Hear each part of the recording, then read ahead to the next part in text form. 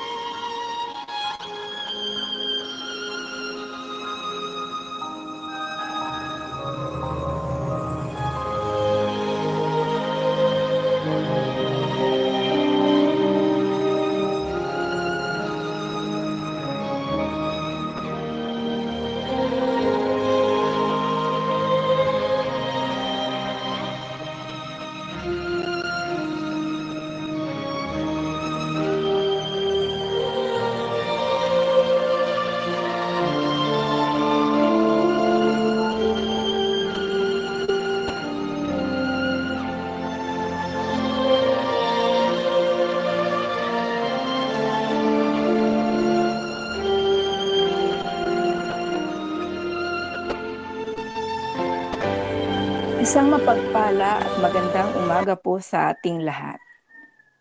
Sa ina ng distrito, Ma'am Edita Virana, sa lahat ng punong guro at sa lahat ng kapwa ko guro ng distrito ng Alaminos. Narito po ang Ponciano Alzona Elementary School para pangunahan ang morning devotion ngayong umaga. Ito po ang inyong lingkod, Salvacion Albis, tagapagdaloy. Tunay pong napakabuti ng Panginoon sa binigay niyang araw na ito para tayo ay magkatipon-tipon sa pamaraang virtual.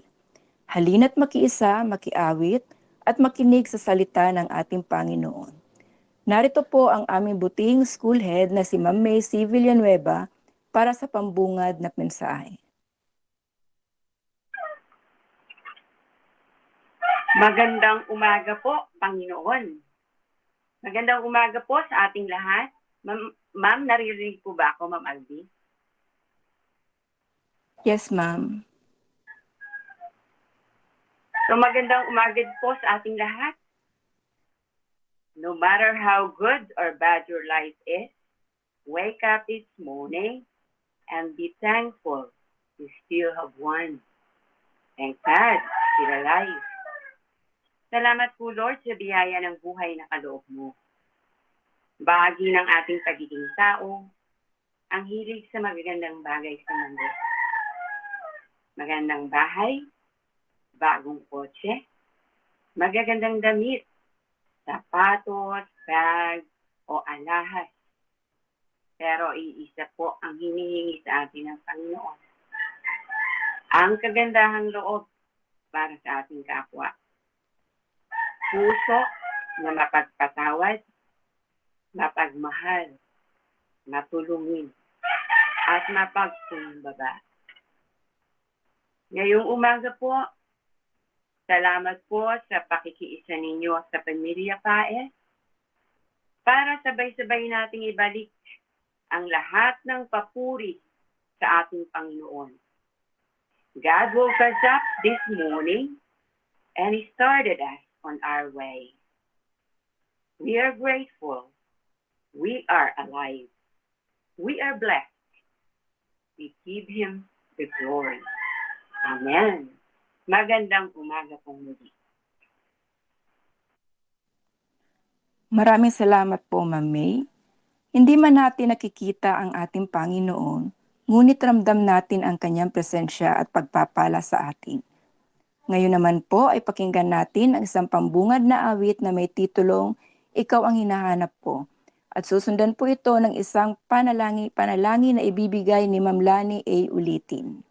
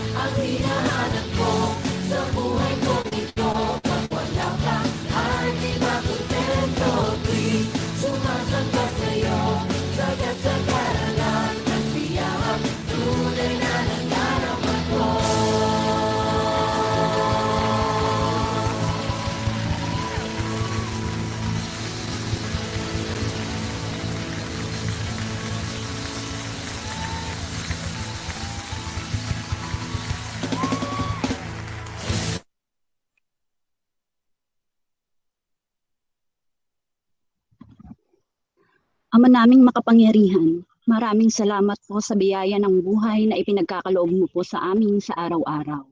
Maraming salamat din po sa araw na ito na kami ay nagkatipon-tipon sa harap mo upang makinig sa iyong mga salita.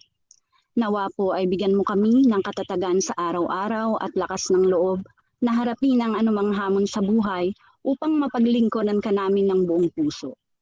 Patuloy mo po kami bigyan ng malusog na pangangatawan at isipan upang magampanan namin ng maayos ang mga bagay na nais mo, lalong higit na mapagbuti namin ang aming mga gawain sa ikararangal mo, Panginoon. Nawa ay magkaroon po kami ng kagandahan ng kalooban na siyang mas mahalaga kaysa panlabas na anyo. Mas bigyang pansin po naman namin lahat ang mga bagay na mas mahalaga kaysa ano paman. Ang lahat pong ito ay tinataas namin sa pangalan ng iyong anak na si Jesus. Amen. Pinupuri ka namin, Panginoong Hesukristo. Halina tayo umawit ng isang awit ng papuri. Nais ko.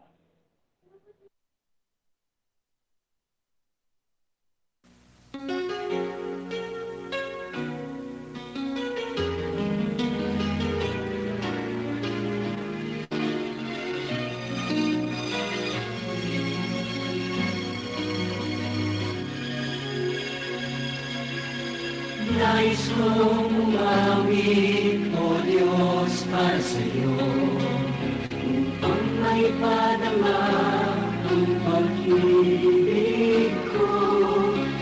Nais kong ikaw ang maging bukang bibig, ang pangalan mo ang laging marinig. Hanggang mayroong himig, hanggang ako ay mayroong tinig. Awitan ka, pumulin ka, pagkat mahal ka. Hanggang mayroong tinig, hanggang ako ay mayroong tinig. Awitan ka, pumulin ka, pagkat mahal ka, pagkat mahal kita. Nais ko sa puso, ikaw ang taglay. Habang ako'y may buhay, ilaw mo ang siyang kapal. Sa paglakad ko, ang nais ko, ikaw ang kasabay. Ang lahat sa akin sa'yo'y ibibigay. Hanggang mayroong himig, hanggat ako ay mayroong tinig. Awitan ka, pupurihin ka, pagkat mahal kita. Hanggang mayroong himig, hanggat ako ay mayroong tinig. Awitan ka, pupurihin ka, pagkat mahal kita, pagkat mahal kita. Hanggang mayroong himig, hanggat ako ay mayroong tinig. Awitan ka, pupurihin ka, pagkat mahal kita. Hanggang mayroong himig, hanggat ako ay mayroong tinig. Awitan ka, pupurihin ka, pagkat mahal kita, pagkat mahal kita.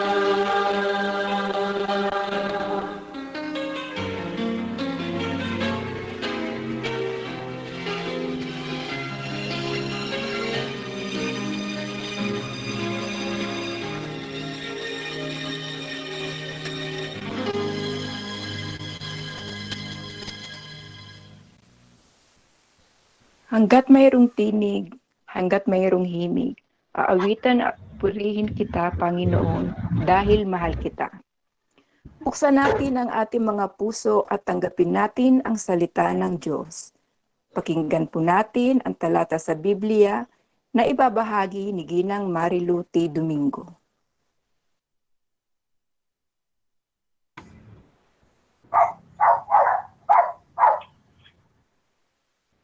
Magandang umaga po sa ating lahat. Ang Bible verse po natin ay mula sa unang sulat ni San Pedro, Kabanata 3, talata 3 hanggang 4. Ang inyong ganda ay huwag maging panlabas tulad ng pag-aayos ng buhok at pagsusuot ng mga gintong alahas at mamaaring damit. Sa halip, pagyamanin ninyo ang kagandahang nakatago sa puso, ang kagandahang walang bukas na likha ng maamo, at mapayapagdiwa na luhang mahalaga sa mata ng Diyos. Ang ating ganda ay regalo ng Diyos, at lahat tayo ay maganda sa kanyang paningin. Sa mata ng Diyos, tayo ang kanyang pinakamagandang nilikha. Ang ganda ng tao ay di lang dapat makita sa labas, kundi higit lalo pati na sa puso. Nakikita natin na may taong maganda kahit hindi. Pero sinasabi natin maganda kasi ang puso niya at kalooban ay mabuti at maganda. Nakasamang nilikha ng Diyos na may pag-ibig at pananampalataya sa Kanya. Maging mabuti sa harap ng tao at lalo higit ay sa Diyos.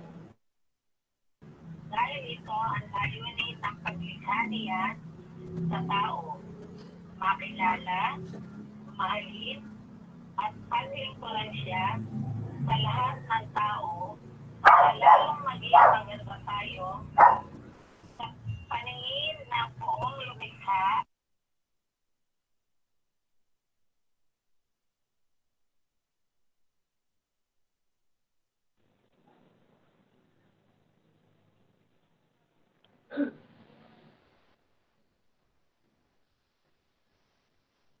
Maraming salamat po, Ma'am Malu. Huwag po tayo palilin lang sa panlabas na anyo. Sabi nga po, ang magandang mukha ay nagbabago. Ngunit ang kabutihan ng puso ay mananatili, kaya patuloy kang maging mabuti sa kapwa. Para naman po magbahagi ng reflection at kanyang personal na karanasan, narito po si Ma'am Rosa Paloma Kutay.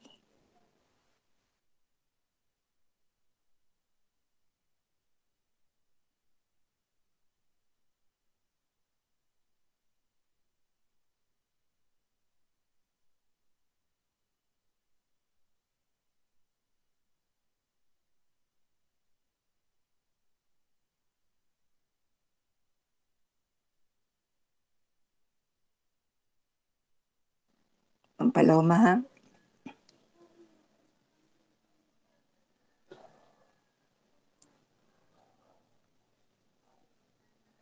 Okay, habang naghahanda po si Ma'am Rosa Paloma, isa pa po sa aming mga kasamahan ang nais magbahagi ng kanyang reflection. Narito po si Ma'am Eileen Rosales.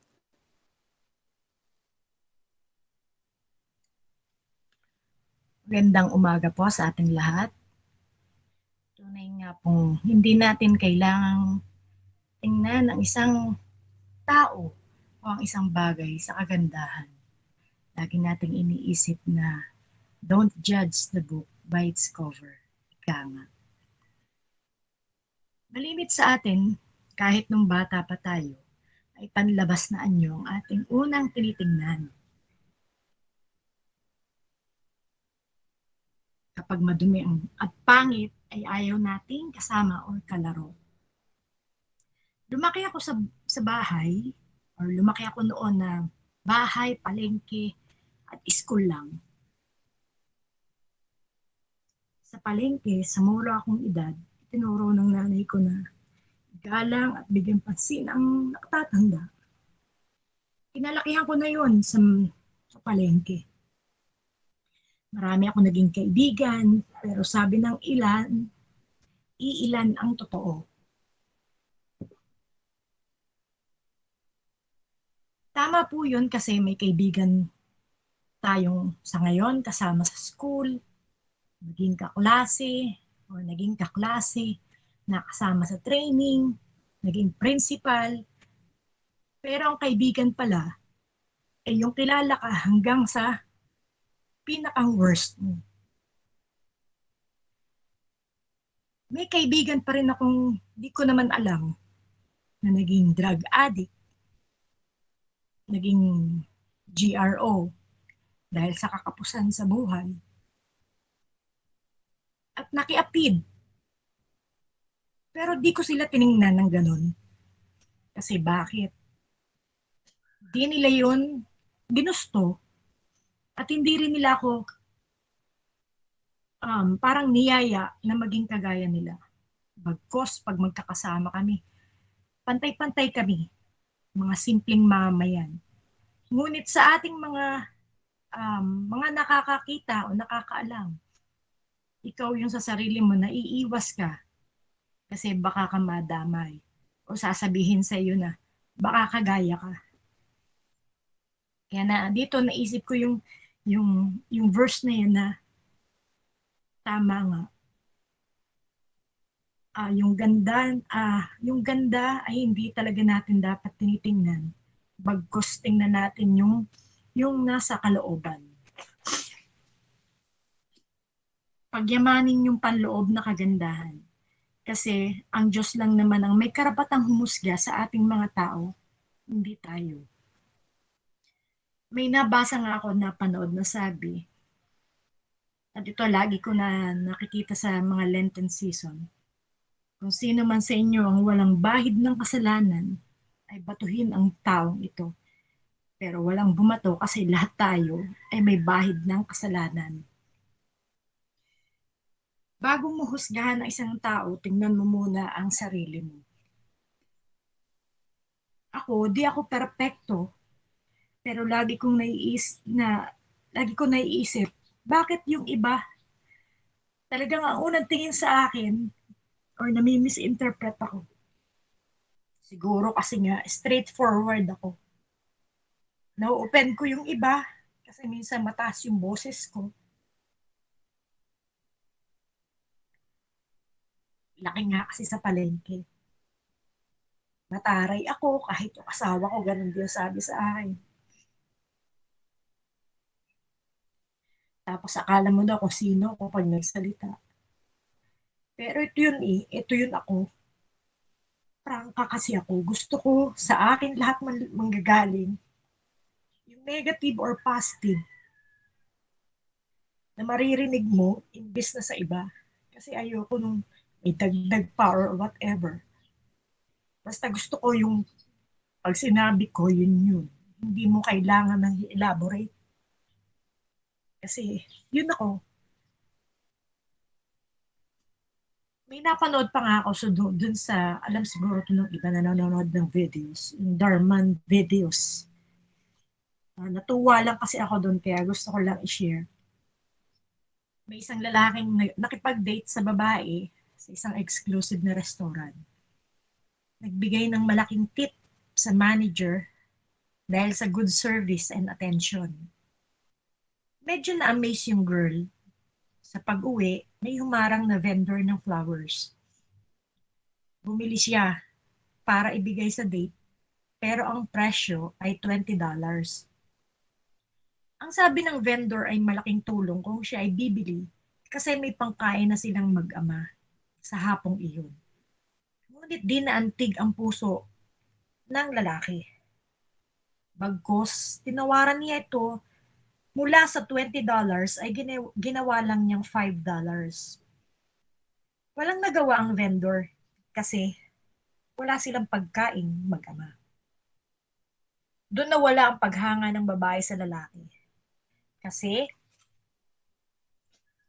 Nag-tip siya sa manager ng restaurant, ganung alam mo ang manager ay malaki ang sweldo. Samantalang dun sa vendor, imbis na pakyawin ng flowers, mga bulaklak, ay tumawad ka pa, mula sa 20, ginawa pang $5. Ano yung ibig kong sabihin dito? Para mo lang isang ipahangain ng isang babae, pakakainin mo sa isang napakagarbong restaurant. Pero yung isang lalaki na nagbebenta sa iyo ng bulaklak is, kumbaga, kulang na lang ay hingin mo. Pero sino yung mas higit na nangangailangan? Yung vendor. So lahat ng ito ay kita ng Diyos kung ikaw ay nagyayabang or nagmamalasakit. Wala tong pinag-iba sa pagpo-post natin minsan sa FB. Na meron ito, meron noon, bumili niyan. Ang Diyos ang lahat ng nakakakita at alam niya ang totoo. Dahil sa mata niya, lahat tayo ay pantay-pantay. Sa isang tao talaga, laging hinahangad ang maganda. Alam ko, walang ni isa sa atin na hindi hinangad ang maging maganda. Maganda ang buhay, lalo na para sa ating mga anak. Minsan, masasabi mo lang na pag nakaatikha ka, sasabihin sa iyo ang yaman. Pagpaganda ka ng bahay, sabihin ng iba, ang yaman. Ako, lagi kong nasasabi yan sa akin kasi lagi ko rin na-encounter yung mga ganun. Pero ano sinasabi ko? Sa panahong ito, kailangan natin lahat yan. Lalo na ngayon sa pandemic. Pwede ka naman kasing magsasakyan kahit luma. Hindi mo kailangan ng bago. Basta may hahatid ka nito sa pupuntahan mo ng ligtas.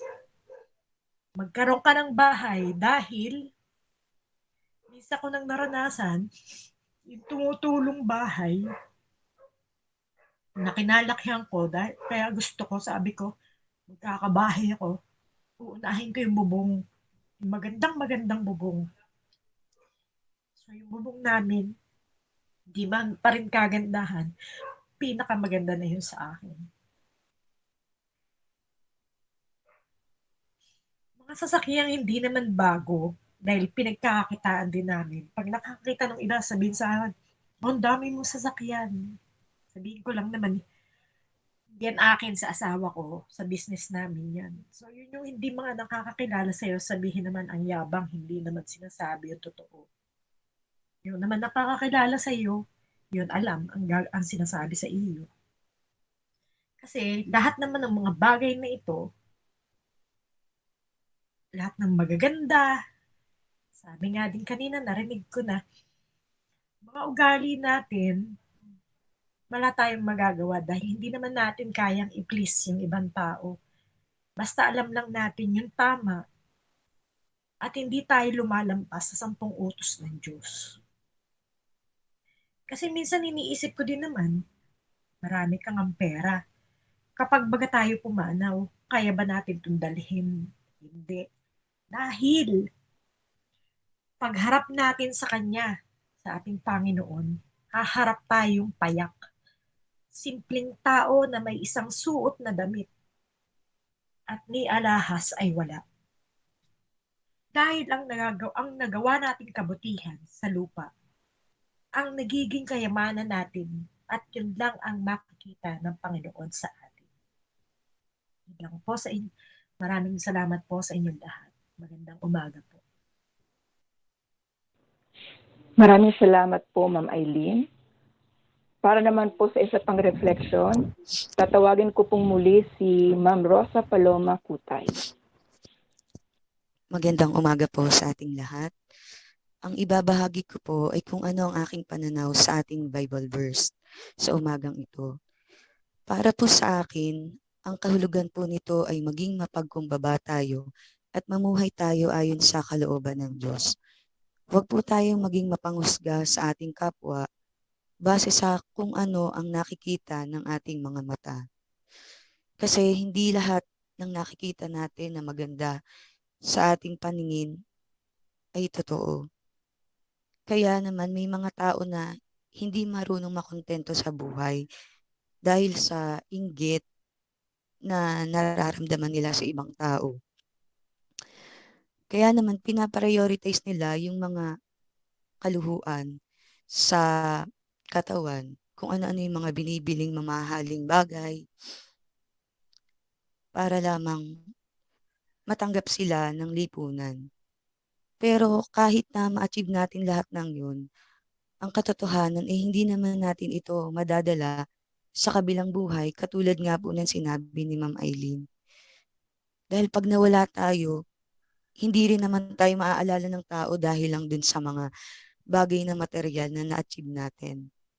Sa halip, piliin nating maging makabuluhan ang buhay natin, magtanim tayo ng kabutihan sa ating kapwa, tumulong po tayo sa abot ng ating makakaya. Kung ano man ang na-achieve natin sa buhay, ay ipagmalaki natin ito sa pamamagitan ng pagtulong sa kapwa at hindi sa paraan ng pagpapayabang para lang makilala tayo o masabing meron tayo o nakakaangat tayo sa kanila. Ang pagtulong natin at paggawa ng mabuti nang may mapagkumbaba sa ating kapwa ay hindi kailangang ipakita sa maraming tao para maging maganda ang paningin nila sa atin. Sa halip, hayaan natin na ang Diyos ang makakita ng lahat ng mabuting ginagawa natin upang sa ganun tayo ay pagpalain niya sa araw-araw. Di po ba merong kasabihan na ang nagpapakumbaba ang siyang itinataas at ang nagmamataas ay siyang ibinababa? Yun lamang po at maraming salamat. Maraming salamat po, Ma'am Rosa Paloma. So lagi lang po nating isipin na may mga tao man na hindi tayo gusto dahil hindi nila carry or hindi nila gusto ang nakikita nila sa atin dahil hindi tayo kaparehas nila na maganda at na sunod ang kanilang gusto. Halimbawa may mga bagong gadget, katulad ko po, simpleng tao lang, hindi makasabay sa mga uso. Lagi lang po nating isipin na nariyan ang ating Panginoon na hindi sila aalis sa ating tabi at hindi tayo pababayaan. So meron pa po bang sa mga narito ang gustong magbahagi ng kanilang karanasan o reflection? Salve po po. Dagdag lang po. Okay po, Ma'am May. Magandang umaga po sa ating lahat. So, yan na nga po. Ano po? Ako, malimit ako nito.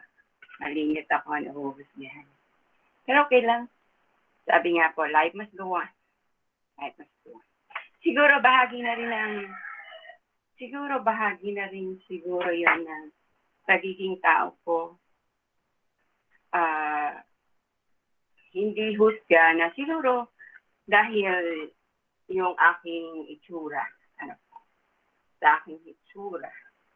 Yun kalimitan itsura ng tao, yun ang hinuhusga. Maraming bagay na dinajudge ka na, pero hindi ka kapagana. Pero sa akin po, lagi kong isinasaisip, ano ba yung kagandahang loob nakaloob sa akin ng Panginoon? Basta, lagi ko na lang sinasabi ay bless them. Ano po? Siyempre, tao, minsan, nakakaramdam ka ng tanong, bakit sila ganun? Bakit sila ganun? So, ganun na lang po ang aking ay siguro hindi nila lalaman kung ano ang kanilang sinasabi sa puso. So, ang sa akin, sinasalamin ko na lang po ang mga kagandahang loob na kaloob ng Panginoong Diyos. Una po, God gave me life. Ito yung kaloob na buhay sa akin ng Panginoon. Ito ako. Ito yung kaloob niya na binigay niya sa akin. Siya yung nagbigay nito at ito yung aking ipamumuhay ayon sa kalooban niya. Siya yung reason bakit ako buhay. Siya yung reason bakit ganito yung aking bakit ganito yung buhay ko. Dahil siya yung nagbigay nito. Na pinagyayaman kong tunay dahil yun ang gusto niyang mangyari. Pangalawa, God gave me a family. Ano po? So, siguro dahil meron akong mabubuting kapatid, may pamilya akong maayos, yun po, napatuloy naming pinalalago sa pagpupuri sa Panginoon at pagbabahagi ng kaya namin. Number 3, meron po akong mga kaibigan. God also gave me a friend. True friends, fake friends, basta lahat po sila ay kaibigan. Kaibigan na masasandalan mo sa lahat ng pagkakataon. Totoo man sila o hindi, basta ang loob ko, totoo pong binibigay ko na ako ay totoong kaibigan. Hindi nang iiwan sa ere, hindi nang lalaglag, or hindi nagbebenta. A true friend. Then, ito yung pinakamahalaga na talagang kahit na ano ko husgahan ako ng husgahan. God gave me good health, strong body, especially my family. Yan po yung lagi kong dinadalangin every time 6 o'clock, rosary time, prayer, yan po yung lagi kong intensyon. Kapayapaan sa buong mundo, kalusugan sa buong mundo. At lalong higit po sa aking pamilya. So, He always protects me. Nararamdaman ko.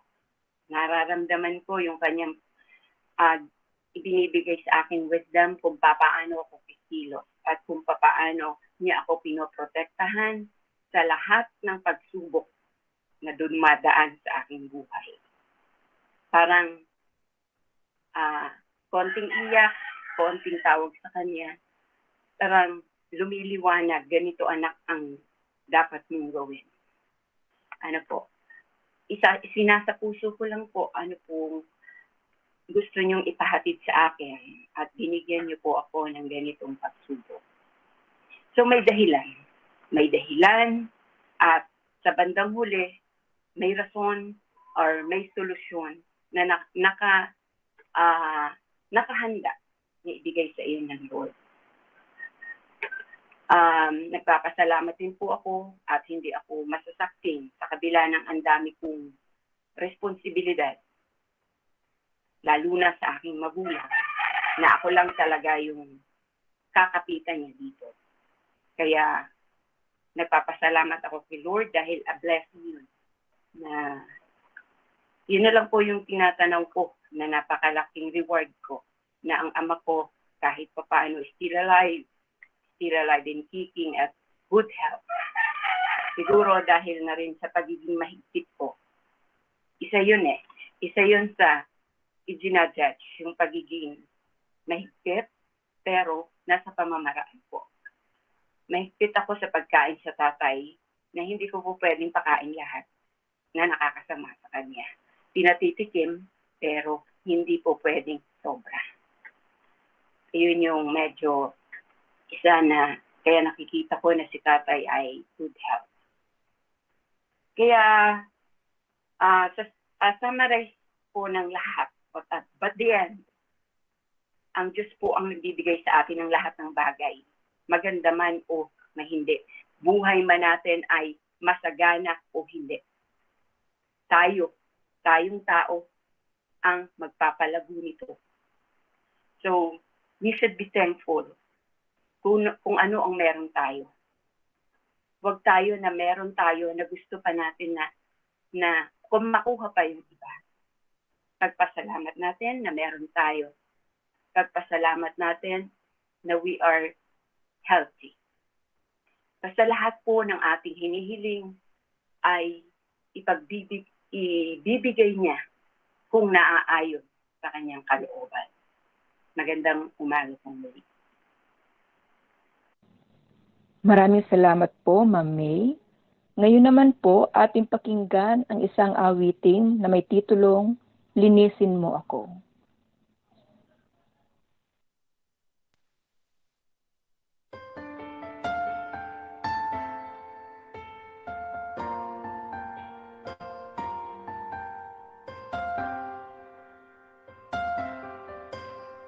Narito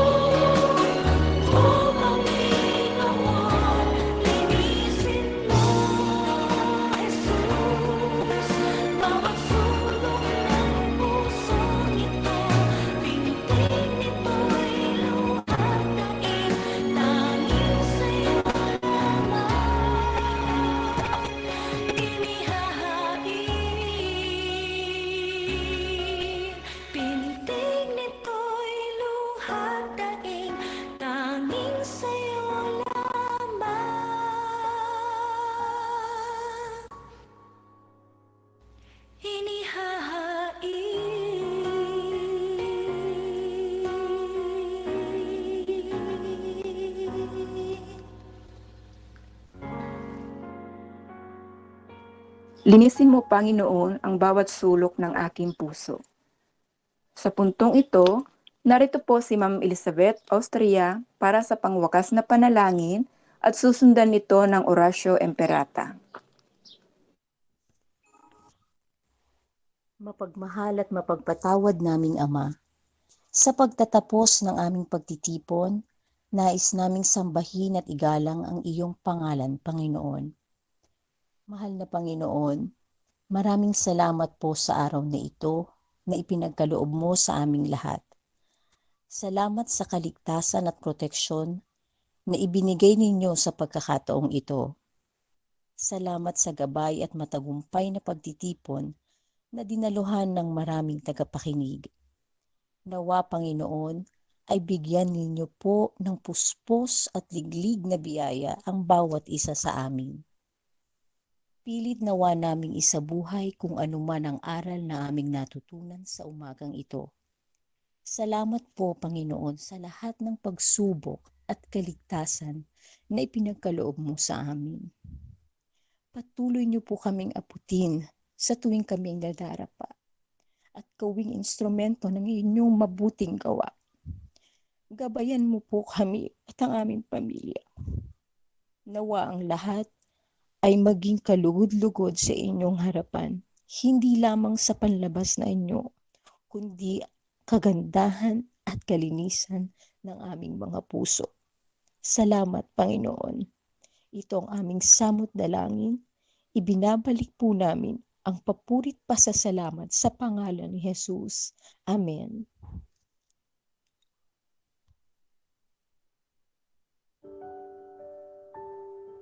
Oratio Imperata para sa COVID-19. Makapangyarihan at mapagmahal na Ama, nagsusumamo kami sa iyo upang hilingin ang iyong patnubay laban sa COVID-19 na nagpapahirap sa marami at pumikitil na ng mga buhay.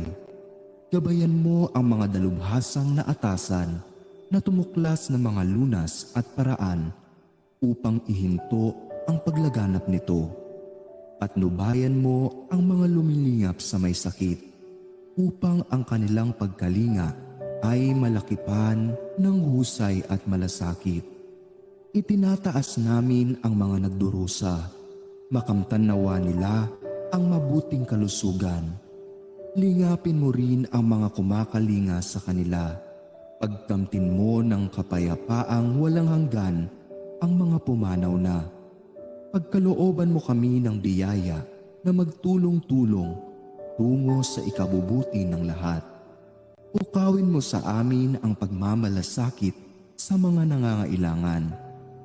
Inihiling namin ito sa pamamagitan ni Hesukristo na nabubuhay at naghaharing kasama mo at ng Espiritu Santo, iisang Diyos, magpasawalang hanggan. Amen. Tumutulog kami sa iyong patnubay, mahal na Ina ng Diyos. Pakinggan mo ang aming mga kahilingan sa aming pangangailangan at ipag-adya mo kami sa lahat ng kasamaan, maluwalhati at pinagpalang Birhen. Amen. Mahal na Birhen, mapagpagaling sa may sakit, ipanalangin mo kami. San Rafael Arkanghel, ipanalangin mo kami.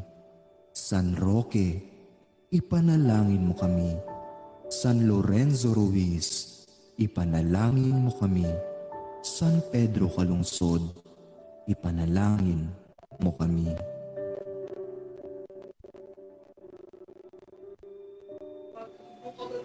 Ngayon naman po, tayo magsiawit ng pangwakas na awit sa bawat araw.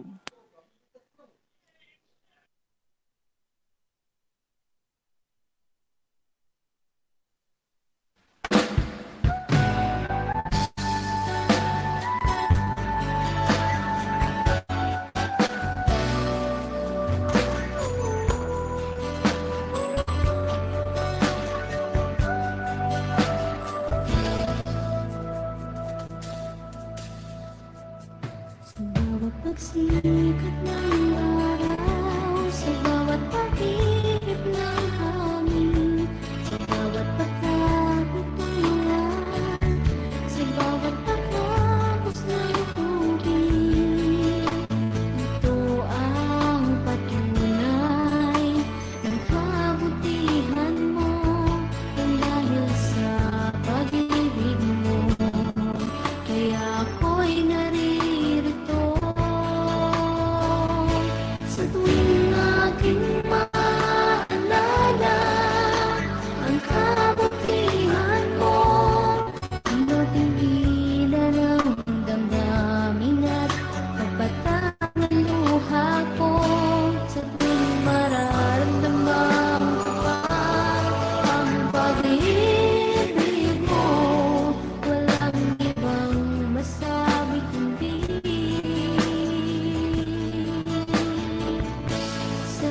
sa'yo.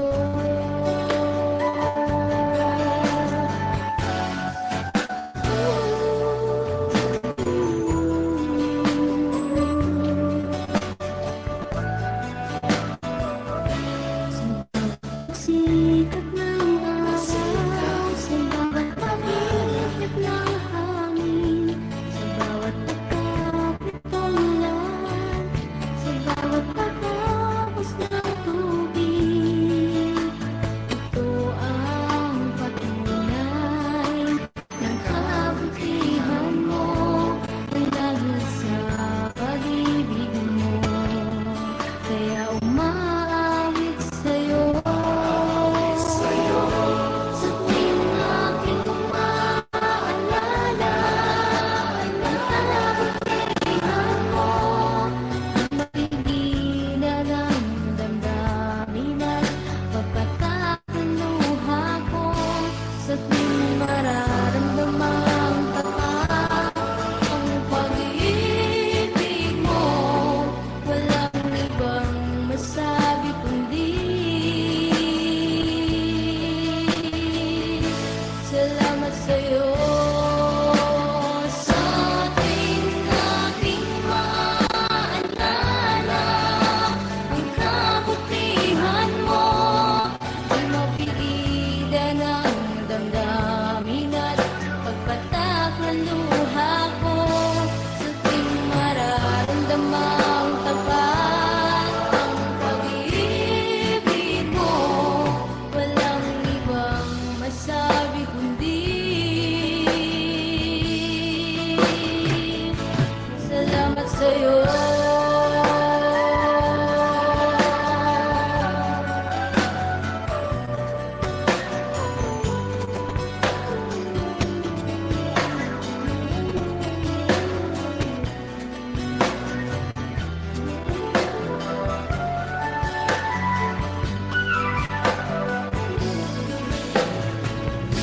Sa tuwing aking maaalala ang kabutihan mo, di mapigilan ang damdamin at kapatak ng luha ko. Sa tuwing mararamdamang napakabuti mo, walang ibang masabi kundi salamat sa'yo. Salamat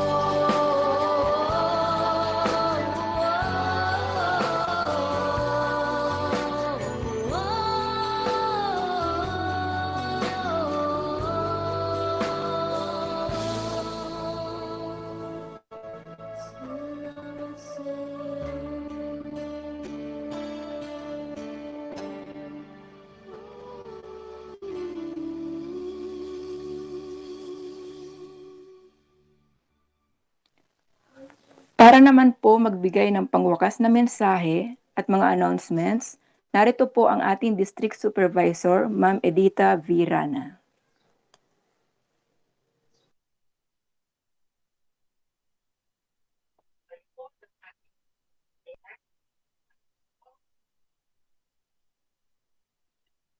Okay, magandang umaga sa Good ating morning lahat. po.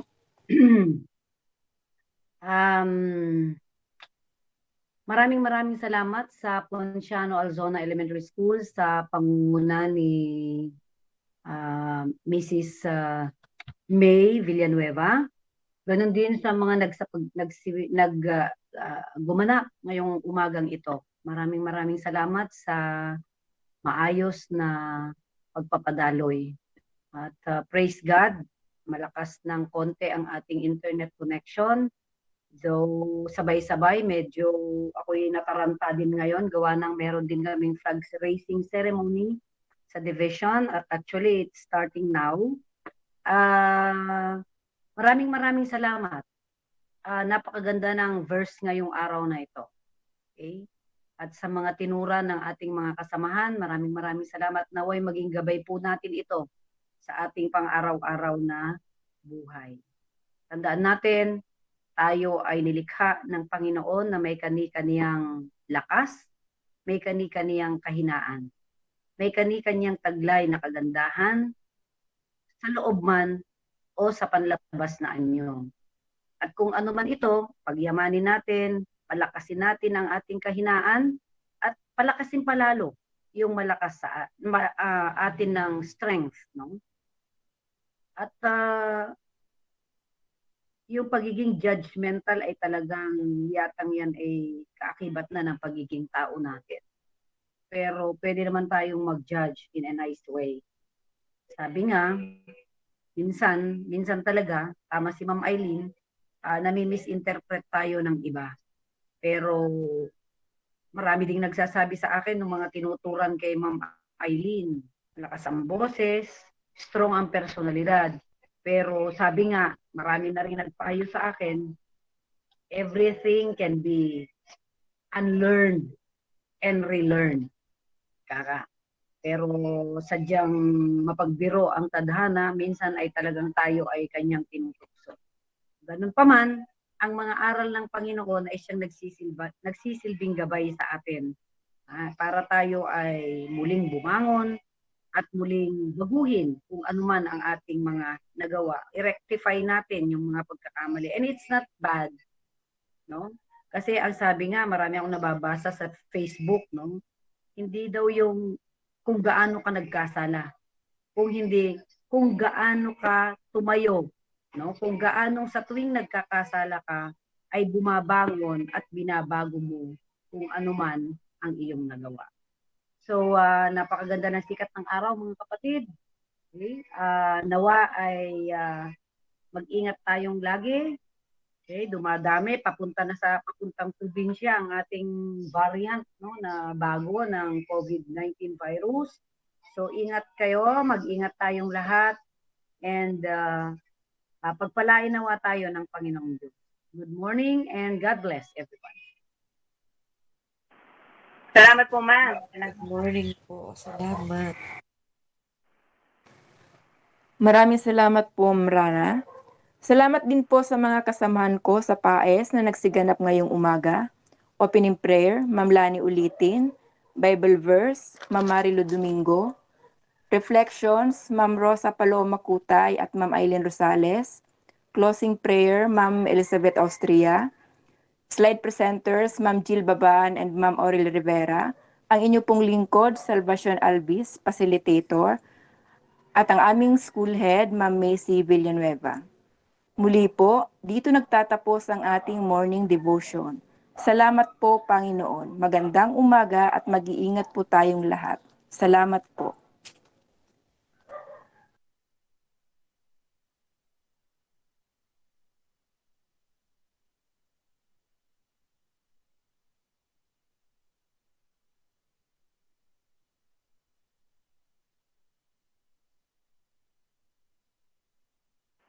Salamat po sa inyong lahat sa pakikiisa. Salamat po, my FAES family. Love, cooperation, unity. Salamat po. Salamat.